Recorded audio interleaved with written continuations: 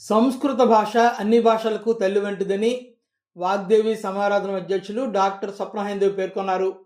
సంస్కృత భాషా దినోత్సవాన్ని ఘనంగా నిర్వహించారు. ఈ సందర్భంగా ఆమె మాట్లాడుతూ భారతదేశానికి సంస్కృతి, ఆచార సాంప్రదాయాలు రెండు కళ్ళతో సమానమని, సంస్కృతం లేనిదే మానవ మనుగడ లేనిదని స్పష్టం చేశారు.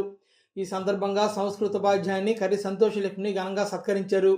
ఈ కార్యక్రమంలో డాక్టర్ ఎన్వీఎస్ సూర్యనారాయణ, హిమబిందు దంపతులు పాల్గొన్నారు.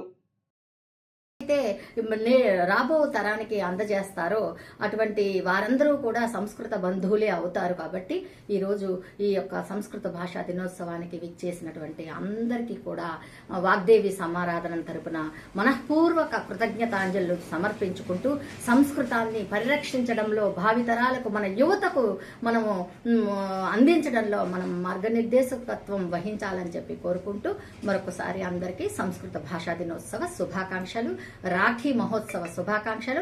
హయగ్రీవ జయంతి ఈరోజు వేదాలు వెలికి తీసినటువంటి రోజు. అటువంటి 4 పండుగలు, ఋగ్వేదం, యజుర్వేదం, సామవేదం, అధర్వణ వేదం, 4 వేదాలలాగా మనకు ఈ రోజు ఒకే పర్వదినంగా ఏర్పడిన ఈ రోజు అందరికీ సర్వమంగళాలు జరగాలని